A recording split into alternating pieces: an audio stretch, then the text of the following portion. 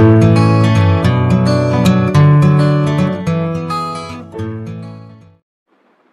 बच्चों, मैंने पहले दो सेगमेंट जो है 65वीं बीपीएससी के जो मुख्य परीक्षा हो रही है उसके जो जनरल स्टडीज़ के पेपर हैं उसमें कुछ क्वेश्चंस दिए थे आपको पॉलिटी और इकोनॉमी के, और साइंस टेक के बचे हुए थे। तो आज मुझे थोड़ी फुर्सत मिली उस संबंध में, तो मैंने साइंस टेक के भी प्रश्न को देखा जो विगत वर्षों में क्या आया है, उसके अनुसार से इस वर्ष कौन कौन सी परिघटनाएं घटी हैं, उसके आधार पर मैंने 10-11 प्रश्नों का भी चयन किया है। देखिए, ये मैं कतई नहीं कहता, फिर मैं कह रहा हूँ कि इसको मान के चलें कि आप यही आएगा, ऐसा नहीं है। देखिए, हाँ, संभावित ज़रूर रहती है। मैं ये अपने अनुभव से ही कहता हूँ कि ये आता ज़रूर है, इसमें से कुछ प्रश्न ज़रूर आएंगे आपको, ये निश्चित रूप से मुझे विश्वास है। चूँकि आज जो पूछे जाने का जो ट्रेंड होता है, कैसे पूछते हैं, सेक्टर्स का चुनाव कैसे करते हैं, तो उसी के आधार पर और पिछले वर्ष से लेकर अब तक में क्या घटनाक्रम घटा है विज्ञान के क्षेत्रों में, तकनीक के क्षेत्रों में, उसी आधार पर विश्लेषण करके और प्रश्नों को दिया जाता है। जिस तरह से मैं सोचता हूँ सेटर के दिमाग में भी अमूमन वही सब बातें रहती हैं, उसी आधार पर मैंने देने की कोशिश भी की है। इसको आप विशेष रूप से तैयार करेंगे, मैं ये नहीं कहता कि और बाकी को नहीं तैयार करना है, विशेष रूप से तैयार करना है। मैं जल्द ही कुछ सेक्टर्स को लेकर के आपको वीडियो भी बना दूंगा, पॉलिटी के संबंध में, इकोनॉमी के संबंध में कोशिश कर रहा हूँ, उसको आप लोग लास्ट आवर में सुन लेंगे। ठीक, हालांकि बहुत ज़्यादा तो अब कर नहीं पा रहा हूँ, मुश्किल हो रही। पीटी के लिए भी लेके चलना, इंटरव्यू के लिए भी लेके चलना थोड़ा, लेकिन हाँ, ये ज़रूर है कि नेक्स्ट जो आएगा, चूँकि बहुत कम समय में, मेरे 2 ही महीने हुए ऑनलाइन की प्रक्रिया में आए हुए, इस वजह से बहुत चीज़ें नहीं दे पा रहा हूँ, समय अभाव भी है, तमाम व्यस्तता के बावजूद करना पड़ता है, थोड़े शारीरिक थकान भी हो जाती है, मानसिक तो हो ही जाती है। इसलिए अब शायद अगले बैचेज वाले जो पीटी वाले बच्चे हैं उनको रेगुलराइज वे में मिल पाएगा। कोई बात नहीं, ऐसा कुछ नहीं है, अभी आप लोग बहुत तैयार हो। जहाँ कमियां हैं उनको मैं नटसेल में दे रहा हूँ कि वहाँ पे आप लोग अपने अपने काम कर लेना, जिस के क्षेत्र में जिसको कमी है वहाँ वो काम कर लेना। ठीक है, आता हूँ अब प्रश्न पे, जो खंड 3 का प्रश्न है, मैं उस पर आता हूँ। वायु प्रदूषण, इस बार मैं प्रदूषण को विशेष रूप से दे रहा हूँ, कहीं से भी प्रदूषण से पूछा जा सकता है, ध्यान में रखना। और चूँकि लॉकडाउन के पीरियड में प्रदूषण की मात्रा में कमी आई थी, विशेषकर वायु प्रदूषण और जल प्रदूषण, ठीक है, इसलिए मैंने ये प्रश्न चुना, मेरे पीछे रीजन यही है। वायु प्रदूषण एवं जल प्रदूषण वर्तमान में एक गंभीर समस्या बनकर उभरी है। कोविड-19 के कारण लगे लॉकडाउन ने एक सकारात्मक दिशा प्रदान की है। प्रदूषण की समस्या से निपटने के लिए की जा रही सरकारी प्रयासों का उल्लेख करें और अपने उपाय सुझाएं। ठीक है, बहुत सारे सेगमेंट्स हैं, प्रश्न जब लिखना ध्यान में रखना क्या क्या पूछा है। वायु प्रदूषण अंडरलाइन, जल प्रदूषण अंडरलाइन, वर्तमान में गंभीर समस्या, तो वर्तमान के पोजीशंस में कहाँ कहाँ किन किन शहरों का जो पीएम वाला स्तर है वो बहुत कठिन है, जैसे बिहार में पटना भी है, बहुत मुजफ्फरपुर है, बहुत जो थोड़ा सा आधुनिक कह लें, जहाँ जहाँ भी है, और वहाँ प्रदूषण की स्थिति बहुत खराब, ठीक है, वह स्तर बहुत गड़बड़ है। तो आप उन सब को दिल्ली के देख लीजिए तमाम, अब उनके लिए क्या क्या काम किए जा रहे हैं। अब एक पैराग्राफ आपका इसी पे होगा, वायु प्रदूषण पर एक पैराग्राफ, जल प्रदूषण पे एक पैराग्राफ, क्योंकि आपको ज़्यादा समय नहीं हुआ, संक्षिप्त में ही लिखना है क्या क्या कारण है उसके, ठीक है, कौन कौन से कारक हैं। अब उसमें आपको विज्ञान वाला पहलू भी देना है कि carbon monoxide, carbon dioxide, CFC, sulphur dioxide, सीसा, नाइट्रस ऑक्साइड, ये सब जो है मिल करके वायु प्रदूषण को कर रहे हैं। उसमें कौन कौन से फैक्टर काम कर रहे हैं, सबको शब्दों में ही लिख करके इस तरह से, मतलब आप गागर में सागर भरना है तो कोशिश ये करनी है कि हर एस्पेक्ट्स को आप उसमें डालना है। तो वायु प्रदूषण वाला एक पैराग्राफ, एक पैराग्राफ जल प्रदूषण, ठीक है, गंभीर समस्या क्यों उत्पन्न हुई है इन दिनों, तो वो तमाम दे दीजिएगा वायु प्रदूषण वाले में, कि वो पराली वगैरह से इससे भी तमाम जो जलाने से दिल्ली वगैरह में और पंजाब वगैरह में जो प्रदूषण फैल रहा है, क्योंकि बृहद पैमाने पे है, बिहार केवल नहीं, ठीक है, बिहार का पटना वाला आप दे दीजिएगा, ठीक है, ना भी दे तब बिहार के संदर्भ में थोड़ा जरूर दे दीजिएगा, प्रश्न में ना भी रहे तब भी। कोविड-19 के कारण अब ये कोविड-19 का इफेक्ट आया, क्योंकि तमाम चीज़ें बंद थी, सारी औद्योगिक चीज़ें बंद थी, सारे वाहन बंद थे। देखिए प्रदूषण की मात्रा में क्या सकारात्मक प्रभाव पड़ा, और ये केवल भारत में ही नहीं, पूरे विश्व में इसको देखा गया कि प्रदूषण के स्तर में इतनी कमी आई इसके पीरियड में कि सारे लोग ये बैठ करके प्रशासन में ये बात चलने लगी कि हम लोग इतने वाहनों का जो प्रयोग कर रहे हैं, ठीक है, उसका हम लोग कुछ न कुछ विकल्प ढूंढें ताकि पर्यावरण प्रदूषण को कम किया जा सके। एक तो हम लोग का यहाँ पे है कि आप पर्यावरण को संरक्षित करने के लिए हम लोग वृक्षारोपण पर बल दे रहे हैं, उसको तो आप देंगे ही देंगे, जल जीवन हरियाली को डालेंगे इसमें, आप इसी में आ जाएगा एक पैराग्राफ तो आपका बिहार वाले पे आ जाएगा, जल जीवन हरियाली वाले पे, ठीक है। और इससे निपटने के लिए, प्रदूषण से, समस्या से निपटने के लिए जो आप कहेंगे कि जो सरकार एक किस स्तर पर कार्य कर रही है, तो वो सब चीज़ें देते हुए आप एक विश्व स्तर पर जो समाधान किया जा रहा है कि वाहन से अब हट करके हम लोग साइकिल के ऊपर हम जा रहे हैं, तो वो जो साइकिल वाला है एक मुहिम चल रही विभिन्न कंट्रियों में, तो भारत को भी इसी प्रकार से काम करना चाहिए। लोग को अब जो है साइकिल का प्रयोग ज़्यादा करना चाहिए, ठीक है। भौतिकतावाद जो है बहुत हावी हो गया हम लोगों के ऊपर, तो ये जो चीज़ें हैं इससे हम लोग कितना अमल कर पाते हैं ये देखिए, ठीक है। बढ़िया पैदल चलना और उसके ऊपर फिर वाहनों का यथासंभव कम प्रयोग करना, होता नहीं है बेटा, कतई ही नहीं होता। सरकार के स्तर पर बहुत निर्णय होते हैं, राजकोषीय जो खर्च है उसको कम करना, ठीक है। और देखिए अधिकारी बनते ही सब लोगों के दिमाग में यही जाता, आप भी प्रशासक ही बनोगे कि गाड़ी मिल रहा है कि नहीं, पहला तो यही चलेगा। और गाड़ी मिल रहा है तो इंडिविजुअल मेरा ही होना चाहिए गाड़ी, एकदम पर्सनल का ये पे विभाग पर, क्योंकि एक ही स्थल पर BDO और CO दोनों जाते हैं और एक ही बगल बगल वाले फ्लैट से फिर भी साथ में नहीं जा सकते, सवाल ही नहीं उठता, ठीक है। इसलिए देखिएगा प्रशासन में भी देखिएगा सब एक दिन जो है DM और CO और CDO जितने हैं सब एक दिन ही रहता है। इसलिए मैं कहता हूँ कि एक दिन का जो प्रतीकात्मक होता है वो सिर्फ प्रदर्शन के लिए होता है, इसलिए अपने आचरण में जब तक आप नहीं शामिल करेंगे, तमाम लोगों ने, सांसदों ने भी किया, देखिए एक व्यक्ति है जिसके बारे में मैं जानता हूँ कि वो अब भी साइकिल से ही संसद भवन जाते हैं, मेघवाल जी राजस्थान के सांसद हैं, ठीक है, वो जाते हैं, ठीक है।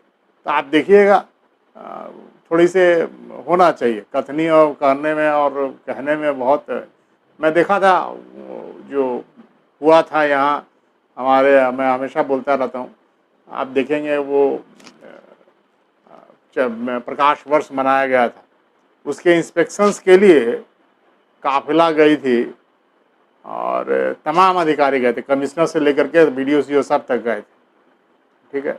और सबके लिए प्रशासन के तमाम जो है पुलिस भी है, उनकी भी गाड़ियां गई थी, सब अपनी अपनी गाड़ी में गए थे, जितने लोग हैं सब अपनी अपनी गाड़ी में, सब एक ही जगह पर स्थल पर निरीक्षण के लिए, आप समझे, टॉप टू बॉटम, और सब राजकोषीय को कम करने के लिए बात करते हैं।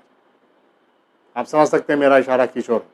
इसलिए भौतिकतावाद इतना हावी हो चुका है हम लोगों के ऊपर में, दिखावा इतना ज़्यादा है कि कोई एक अधिकारी दूसरे अधिकारी के साथ सीट शेयर करके चलेगा, वो भी उससे गवारा नहीं है।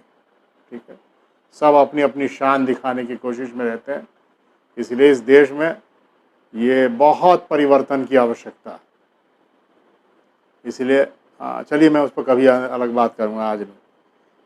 ये प्रदूषण की बात हो गई बेटा। इसमें आप देखिएगा, जल प्रदूषण में जितने कृषि जो अपवाह में जो जितने भी रसायनों का प्रयोग करते हैं, उर्वरकों का प्रयोग करते हैं, इससे प्रदूषण बढ़ रहा है। या फिर पराली जलाते हैं, उससे बढ़ रहा है। ठीक है, घरेलू जो सीवेज देखते हैं, ठीक है, उससे जल प्रदूषण हो रहा है। तो उसके लिए तो हम लोग देख ही रहेंगे कि गंगा खंड में जो सीवेज ट्रीटमेंट प्लांट है वो तमाम अब सब जगह हो रहे हैं, उस पर काम हो रहे हैं, और काम होने वाले में दर्शाइएगा। ठीक है, औद्योगिक जो बहिस्राव है, जितने भी उद्योगों के अवशिष्ट मात्रा हैं, वो सब जो है नदियों में प्रवाह होता है। उस नदियों के से प्रवाह से फिर समुद्रों में जाता है। जलीय जो पारितंत्र है वो बिगड़ता चला जा रहा है। जितने जलीय जीव हैं उनके ऊपर भी संकट है। तो इन सब चीज़ों को मिला करके और लिखेंगे। और इन दिनों कोविड-19 में कैसे आप पंजाब से के ये से दिखाई पड़ रहा था हिमालयन रेंज, सब चीज़। ठीक है, चंडीगढ़ से दिखाई पड़ रहा था, पूरा रेंज दिखाई पड़ रहा था हिमाचल का, ये सब। तो इस प्रदूषण की मात्रा इतनी कम हो गई कि कहा कि इतना तो अभी आज तक दिखाई नहीं था, पिछली पीढ़ी के कोई भी लोग जो है उन्होंने कहा। तो ये जो है स्तर दिखाई पड़ा, ये हम लोग को सोचने पर मजबूर कर रहा है कि हम लोग फिर कैसे इस पर नियंत्रण करें। ठीक है, तो ये महत्वपूर्ण है मेरे विचार से इस बार के में। तो इसको बड़े अच्छे ढंग से तैयार करने की आवश्यकता है। आप जो ओल्ड मॉडल के चीज़ें हैं उसको तो लेंगे ही, कारण और परिणाम है तमाम। नवीन जो चीज़ें आई हैं उसको जोड़ते हुए, प्रासंगिक बनाते हुए इसका उत्तर लिखेंगे। ठीक है, दूसरा प्रश्न, मानवीय जीवन के अस्तित्व एवं प्रगति के लिए विज्ञान एवं प्रौद्योगिकी का बढ़ता हस्तक्षेप कई नवीन चुनौतियां भी प्रकट कर रहा है। इस कथन की समीक्षा करें। ठीक है, अब बहुत महत्वपूर्ण प्रश्न है ये कि मानवीय जीवन में साइंस एंड टेक्नोलॉजी का उपयोग जो है प्रगति के लिए बहुत ज़रूरी है, और ये लगातार हम लोग आगे बढ़ते चले जा रहे हैं। ठीक है, लेकिन इसके साथ साथ इसके बैड इफ़ेक्ट्स भी पड़ रहे हैं, नई नई चुनौतियां उत्पन्न हो रही हैं। ठीक है, इसके प्रभाव, आप नवीन नवीन चीज़ों का प्रयोग कर रहे हो। ठीक है, मैं अभी इस पर नहीं जाऊंगा कि जो कोविड-19 का वायरस है वो कहाँ से आया, वुहान के लेबोरेटरी से आया कि कैसे आया, लेकिन ये सब नवीन चुनौतियां जो उत्पन्न हो रही हैं, ये सब मानवीय हस्तक्षेप का ही परिणाम दिखाई पड़ता है। तो टेक्नोलॉजी में जितना हम आगे बढ़ रहे हैं उसके साइड इफेक्ट्स भी बढ़ रहे हैं। ठीक है, अब आप कैसे लिखेंगे इसको, एक एक सेक्टर को लिखेंगे। कृषि के क्षेत्र में अब नई नई तकनीक का प्रयोग करने, जैसे GM seeds, genetically modified seeds जितने हैं, ठीक है, उसका प्रयोग कर रहे हैं। अब उसके उत्पादन से जो खाद्य पदार्थ हैं उसका भी क्या इफेक्ट पड़ रहा है। ठीक है, उससे भी होगा, उससे भी कैंसर वगैरह की संभावना बढ़ रही है, उस पर इसलिए रोक लगाई गई है। ठीक है, ये आप देंगे। ठीक है, कृषि रसायनों का जो प्रयोग है उसको लिखेंगे आप, उर्वरकों का प्रयोग लिखेंगे, सब कृषि के क्षेत्र में आप हस्तक्षेप करेंगे। जैसे अभी गोल्डन राइस बनाया जा रहा है, विटामिन ए युक्त गोल्डन राइस। अब ये जो गोल्डन राइस है इसको ऐसा दिया गया कि इसमें सारे जो है मिनरल्स और विटामिन जो है वो आपको मिल जाते हैं, तो आप केवल चावल खा के ही काम चला सकते हो। तो ये हमारी कृषि पद्धति के बैलेंसिंग पर भी प्रभाव पड़ेगा। ये आदमी जो है वो केवल यही चावल उपजाना चाहेगा, दाल वगैरह तमाम चीज़ें सब छोड़ देगा। ठीक है, वो कम करेगा उसको धीरे धीरे। तो ये कहीं ना कहीं बैलेंसिंग को भी इम्बैलेंस करता है। तकनीक का प्रयोग उतना ही बार होना चाहिए जितना कि हम लोग अपने अनुसार से, हमारा जो ज़रूरत है उसके अनुसार से होना चाहिए। नहीं, हम लोग जो है ज़रूरत से ज़्यादा तकनीकों का प्रयोग कर रहे हैं।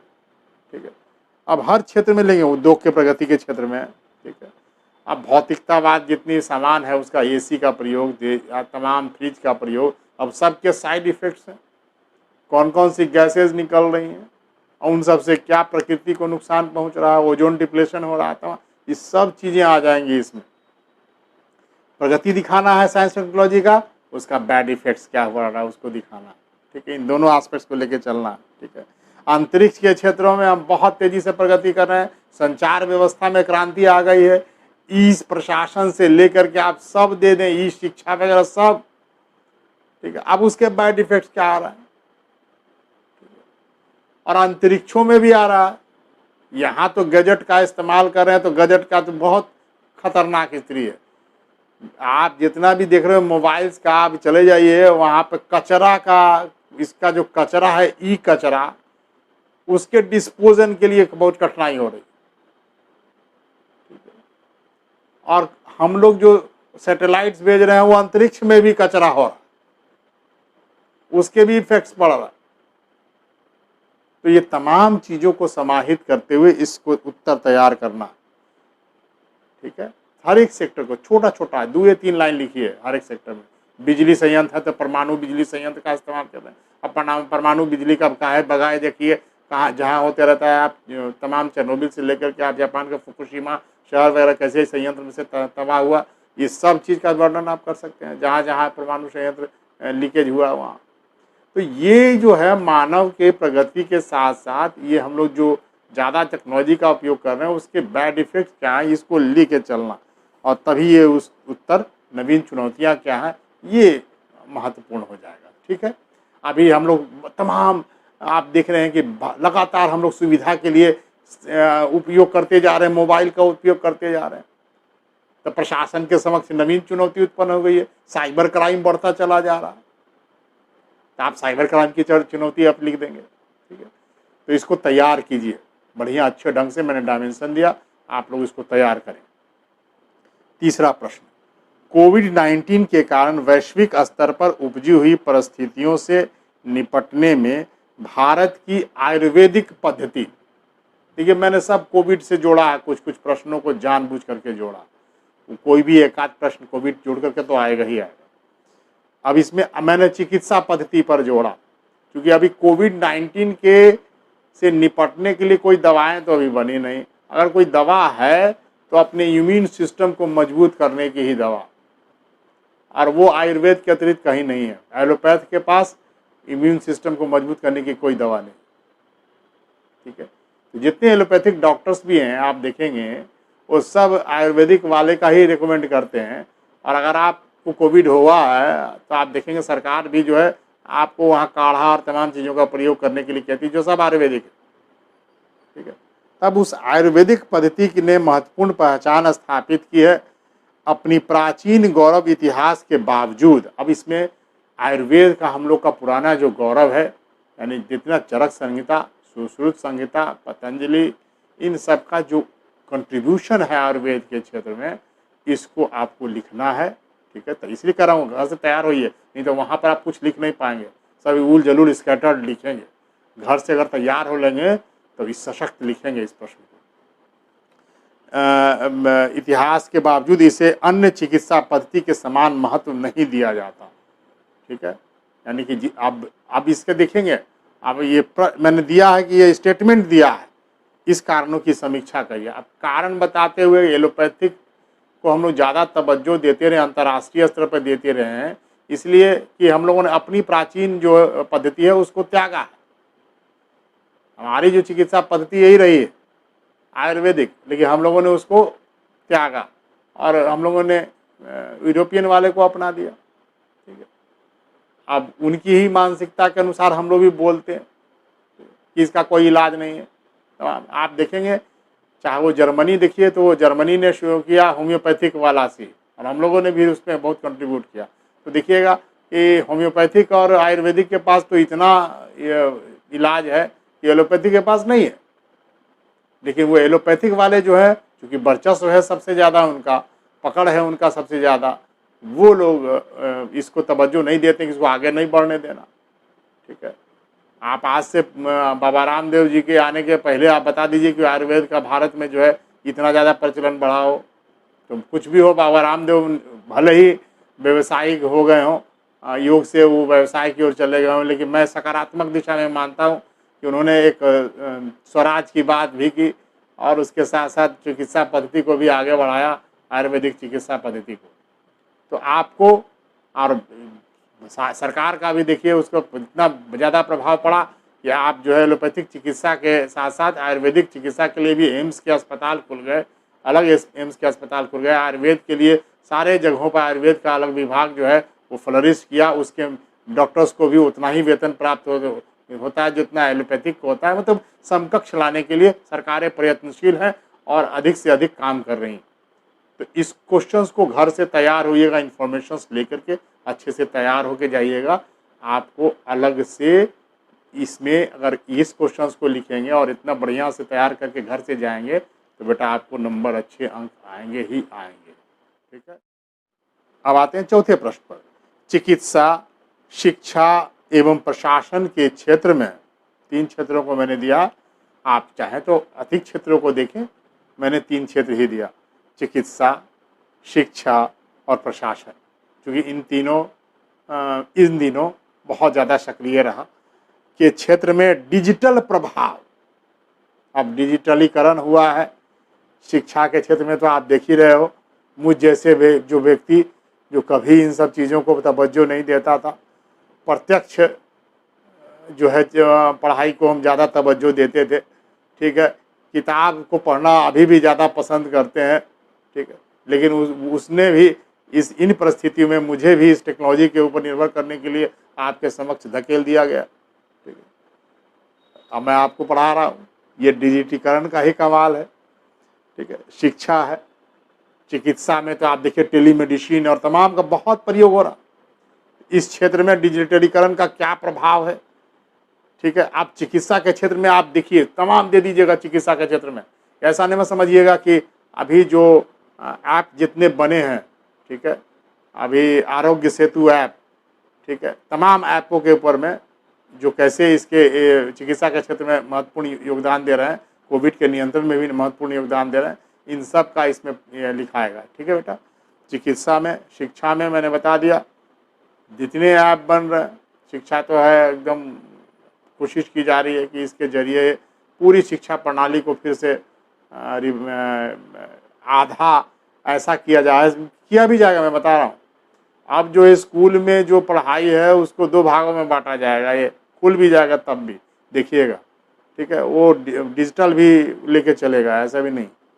और प्रशासन के क्षेत्र में, प्रशासन के क्षेत्र में ई प्रशासन से लेके तमाम जितनी बातें प्रशासन में है, प्रशासन को एकदम बिल्कुल पेपरलेस करने की ओर हम लोग अग्रसर हैं। इन सब चीज़ों को इसमें लिखना है।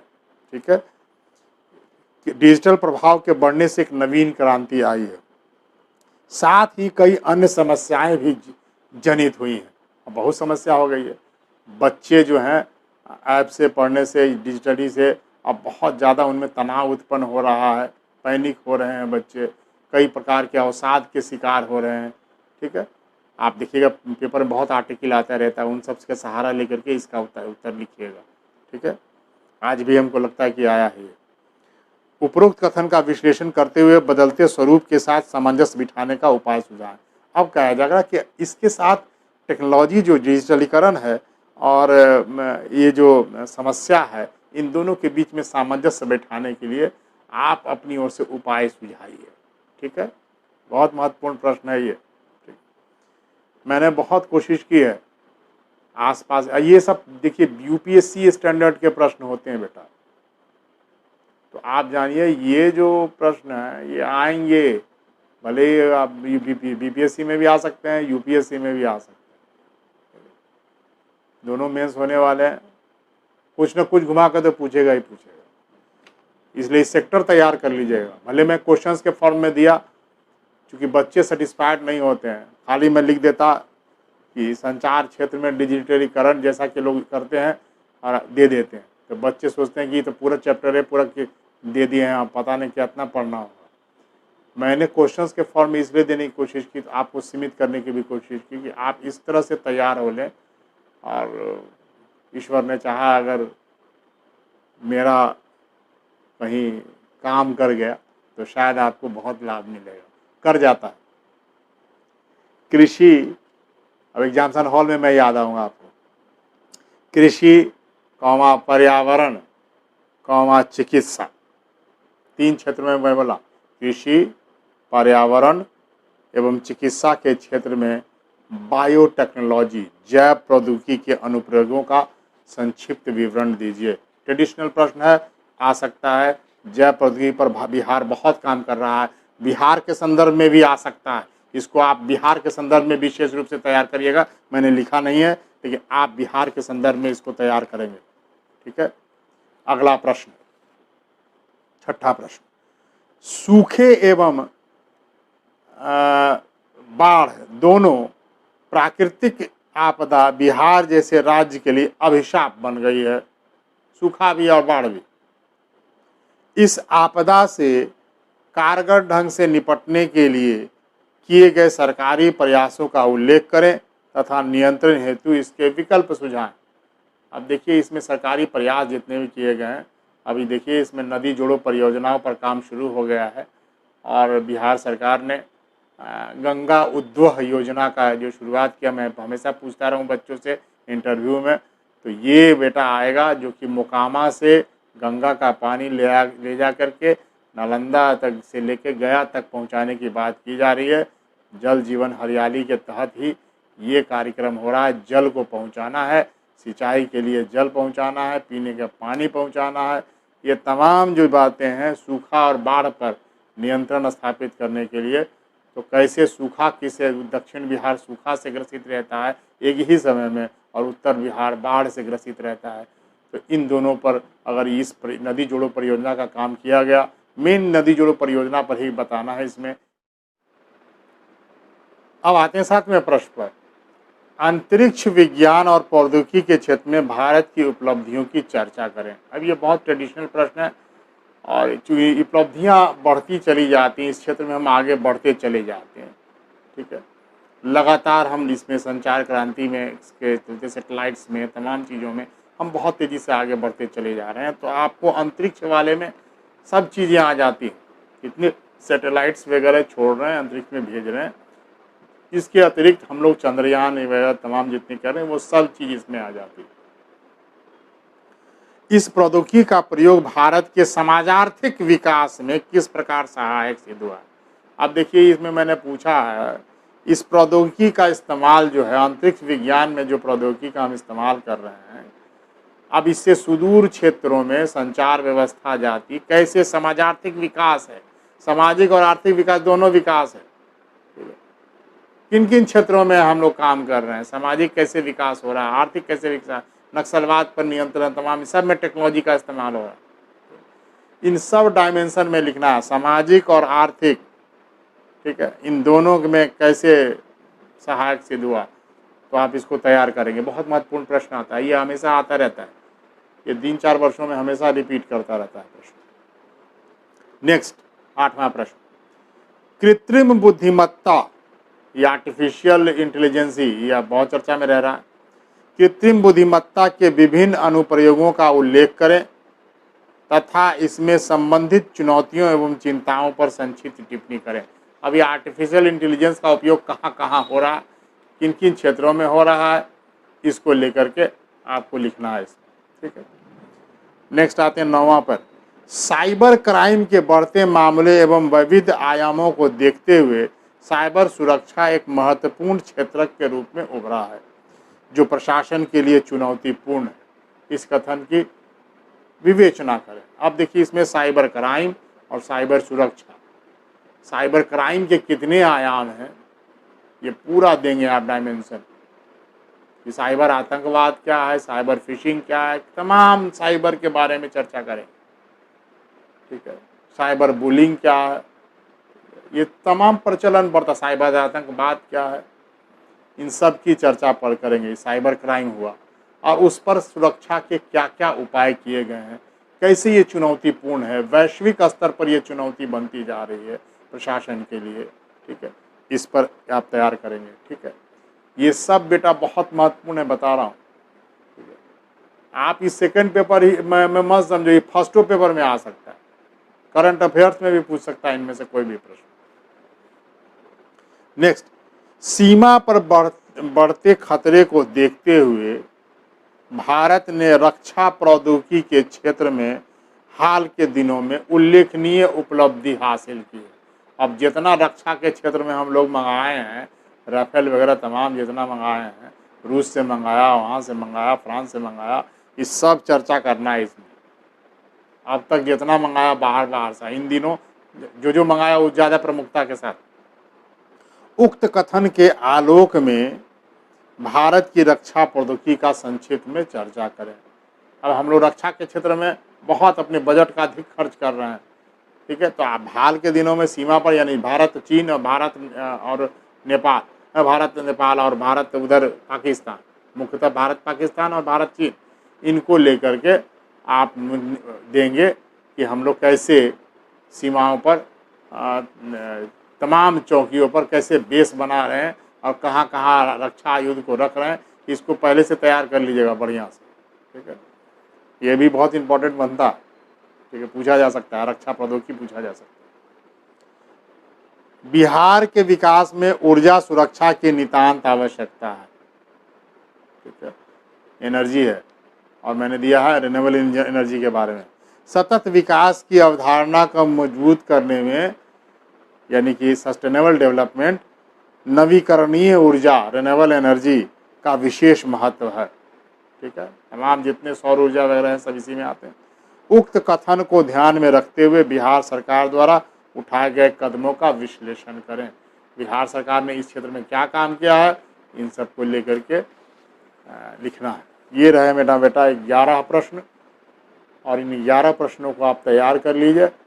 किसी को अगर कुछ इसमें तैयार करने में कठिनाई आती है, ये नहीं कि सर दे दीजिए, माफ़ कीजिए मैं उससे प्रश्न नहीं दूंगा, सब दे देंगे, इनहेल कर लो। खाली उल्टी करने वाली आदत जो है वो कोई बीपीएससी प्रशासक बनने के कुछ सोचिए भी मत। कोशिश ये करनी है अपने थॉट्स विकसित करने हैं, इन क्षेत्रों में पढ़िए और पढ़ करके और तब उसको लिखिए। अगर देखिए किताब, अगर आप कहें कि इसके लिए सर हमको कौन सा किताब पढ़ना चाहिए, मैं डिस्क्रिप्शन में कोशिश करूँगा, अभी मैं लिख के देता हूँ कि वो दे दे। एक महत्वपूर्ण किताब है, वो सिविल सर्विसेज के लिए अभी अच्छी किताब मानी जाती है, आप उसको ले सकते हैं। वो टाटा मैग्रो हिल्स का किताब आता है, वो टीएमएच छापती है, रवि पी अग्रहरी का किताब, इंग्लिश में भी है हिंदी में भी है, ठीक है, रवि पी अग्रहरी। मैं उसमें लिंक दे दूंगा, आप चाहें तो अभी चूँकि आप लोग पैंडेमिक सिचुएशंस में हैं, अभी कोई बाहर नहीं निकल सकता है, तो आप ऑनलाइन भी मंगा सकते हैं, उस छूट भी मिल जाती है, तो आप उसको मंगा सकते हैं, ठीक है। वो मंगा करके और उस किताब को पढ़िए। किताब पढ़ना बहुत महत्वपूर्ण होता है, ज़्यादा महंगी किताब नहीं है, 200 के आसपास की किताब होगी, वो उसको ले लीजिएगा। हमको लगता है 200 ही आसपास होगा, मैं देखा नहीं हूँ, लेकिन मेरे पास पुरानी पड़ी थी तो मेरे पास है। तो आप उसको देख के इनकी किताब पढ़ें, ये बहुत मेहनत करके लिखे हैं और करेंट लिखते रहते, सबसे महत्वपूर्ण यही है। साइंस टेक्नोलॉजी में करेंट होना चाहिए। इकोनॉमी और साइंस टेक निरंतर इसमें चीज़ें जुड़ती जाती है, तो इसमें निरंतर वो संशोधन करते रहते हैं। तो आप इसको मंगा करके न्यू एडिशन का ही, और उसके बाद इसको पढ़ें। और पीसीएस की तैयारी करनी है, आईएएस की तैयारी करनी है, किताबों से मित्रता व्यक्त करनी है, ठीक है।